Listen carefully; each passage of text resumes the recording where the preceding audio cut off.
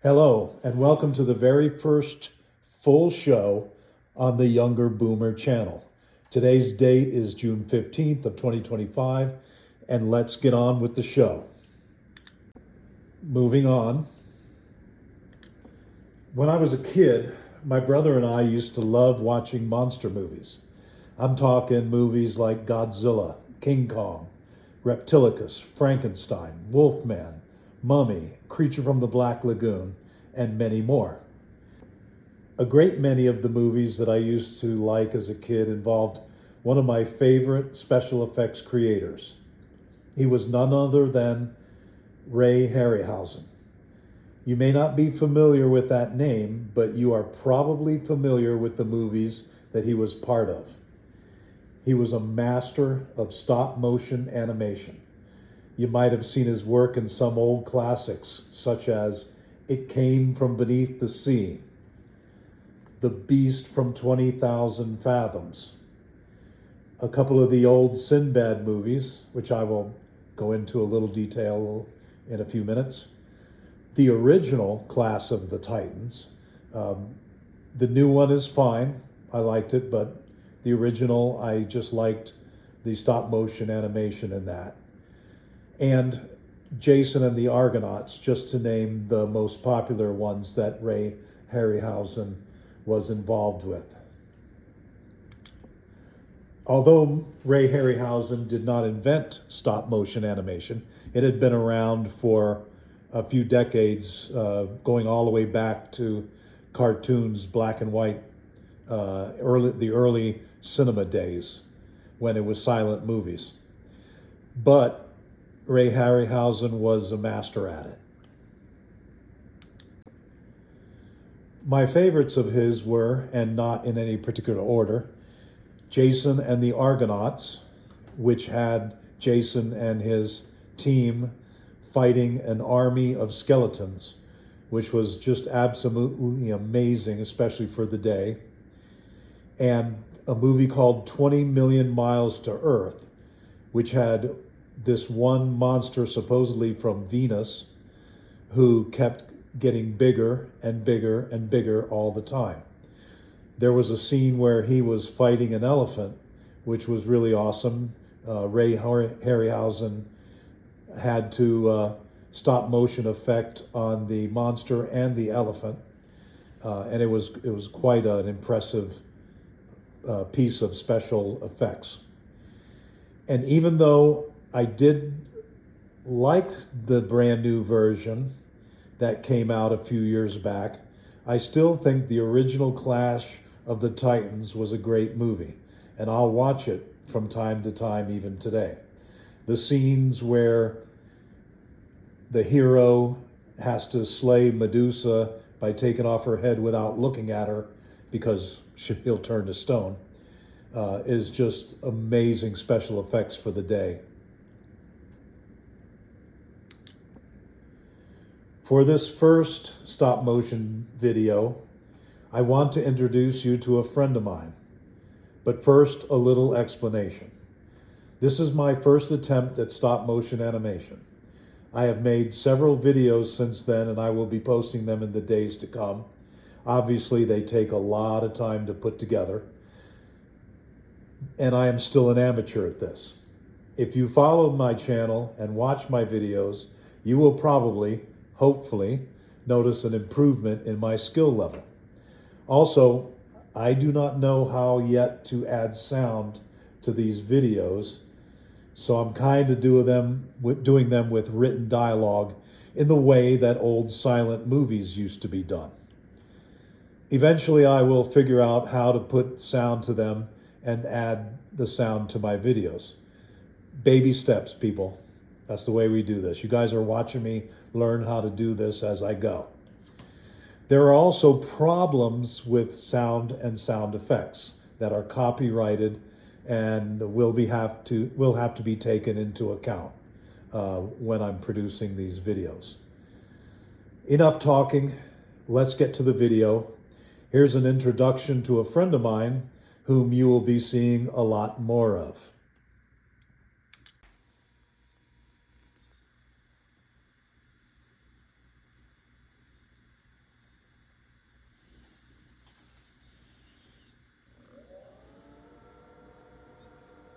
So there you have it.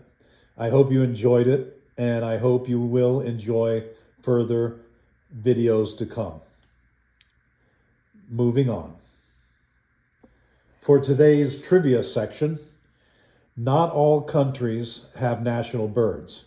The United States does. Everyone knows the national bird of the United States is the bald eagle. But did you know that the national bird of the Bahamas is the American flamingo? Those of you that have pink flamingos in your yard are actually showcasing the Bahamian national bird. There are 4 countries in South America that have the same national bird. That is Bolivia, Chile, Colombia, and Ecuador. All 4 of them have the same national bird, which is the magnificent Andean condor. This picture does not do that bird justice. It is a huge bird. It is, in fact, one of the largest flying birds in the world. It has a wingspan that can get up to almost 11 feet from tip to tip, and it weighs about 33 pounds or 15 kilos. The national bird of Guatemala is the resplendent quetzal, or quetzal. Not sure how exactly that's pronounced. I believe it's quetzal. And here it looks pretty resplendent indeed. And the national bird of India is the Indian peacock. I don't know what makes that peacock Indian. It looks like a regular peacock to me, but what do I know? I'm not an ornithologist. The national bird of Pakistan is the chukar partridge. The famous man-eating tiger hunter Jim Corbett from early in the 19th century used to rely on the chukar partridge because it had a particular cry whenever a tiger was around. The national bird of Panama is the harpy eagle, which is a pretty fearsome looking beast right there. And finally, the national bird of Zimbabwe is the African fish eagle. Again, a pretty impressive looking bird right there. Moving on. This is my bonsai garden. There's about 30 trees in various stages of becoming bonsai. Most of these you see right here are in bonsai pots. They need plenty of sunshine and plenty of water. They are trees. They grow in the sun, so that's a requirement. And then over here, I have some in grow pots, various trees. I try to collect trees that don't normally get turned into bonsai as a general rule. You'll see a lot of, if you go to shows, particularly farmers markets and stuff, you'll see people with booths and they have bonsai trees, and they're almost all Jupiters or some sort of Japanese plant that it does. I mean, they look great, but it's too easy for me. If I'm going to do this, I'm going to do it pass or fail with the more difficult ones. I've picked trees that were native to me, or at least tolerated. Area 9, Zone 9 in the middle of Florida with this heat. Here we've got some elms. I've got an elm in a grow pot here. I have a longleaf pine on the end here. Got some oaks. I have a couple of what we call water oaks here in Florida. And I also have some live oaks, which I'm really excited about. I also have cypress trees. The cypresses grow well here. This is an elm. These are some smaller live oaks. Now I have to put the tiny ones that I grew from acorns in this little cage here because the squirrels keep digging them up. They like to dig them up. Now, I don't understand fully why they do that because the acorn's long gone, but I started out with about 6 or 8 of these, and I didn't have them protected, and they would pull them out and eat the roots. They would just eat the acorn was gone. They would just eat all the roots. I'd find them laying on the ground, the pot tipped over, and the roots gone. I don't know. Maybe it might not even be squirrels that are doing it, but I think it is. I see squirrels every once in a while climbing around over here, and I have to run them off. This is a crepe myrtle. This is a red maple. This is an apple. There's a cypress, another elm. I had a lot of success with elms. There's another elm. This is a royal poinciana. Now, I grew all of these. Every single one of these I grew from seed, except I bought a couple. I bought this ficus over here. He started out as a little plant. I'll be going over some of my favorites, including this one, in their own separate videos. We'll be talking about them. I bought him at IKEA, and I also bought this guy here, another ficus at IKEA. This is I believe that's a hackberry there, and this is an olive tree. He got blown over by the wind, and his bonsai pot shattered. So I kind of dropped him into this, just laid him on top of this grow pot, and he's okay with it for now. I also do olive trees. I got a couple of those. This is another hackberry, I believe, a red maple, and there's an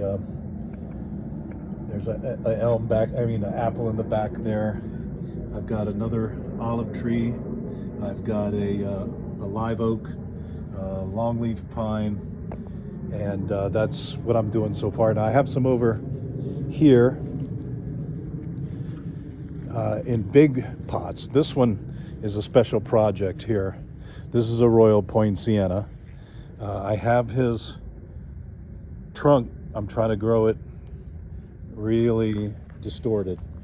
Eventually I will put him in a bonsai pot. It'll be a big, pretty large bonsai pot, and hopefully his trunk will thicken. I do what's called cut bends here. You take and put some cuts in it, and then you bend it, bandage it, bend it over. I probably took the Band-Aid off a little too soon on this one, but as you can see, it's not hurting him much. He's pretty happy with it. I will probably take this branch off in the fall. I'll cut that off, and that way it'll continue to curl around this way. I'll probably do a cut bend under here so that it gets even a little more of a little better curve. And I've got wires holding him in place so he can't straighten himself up. I think it's going to look really good when I get it done. They're really nice looking trees. The poinciana is. This little guy, I'm afraid, I fear for him every year.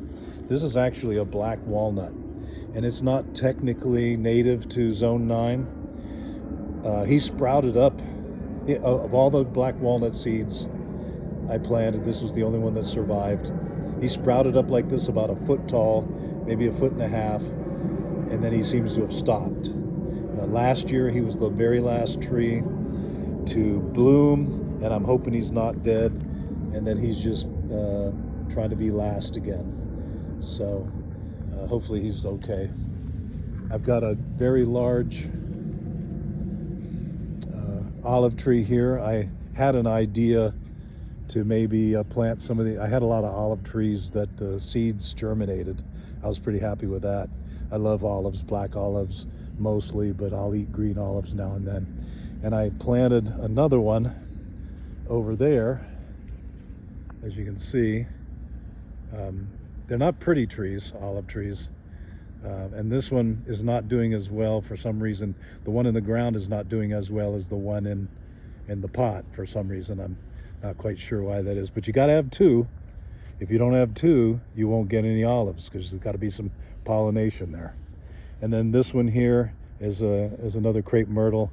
I'm letting him grow a little bigger before I cut him down and put him in a bonsai pot, just to have a varying size one. So that's my garden, folks, and I'll be talking about, this is a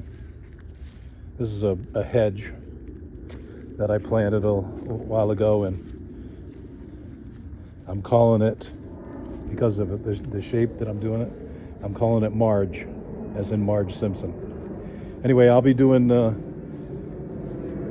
videos showing you guys the progress and what I plan to do with these trees. They're really nice looking trees when you get them done, and I think that some of you might be interested in it. Moving on.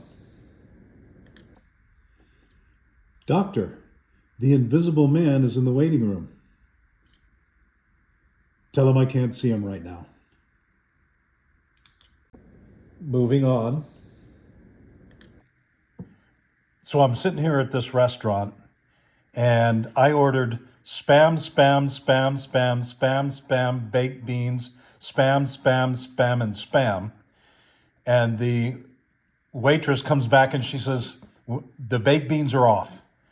And I'm off. She says, yeah, you know, they've gone bad. Okay, well, can I have spam instead of the baked beans then? And she says, you mean spam, spam, spam, spam, spam, spam, spam, spam, spam, spam, and spam?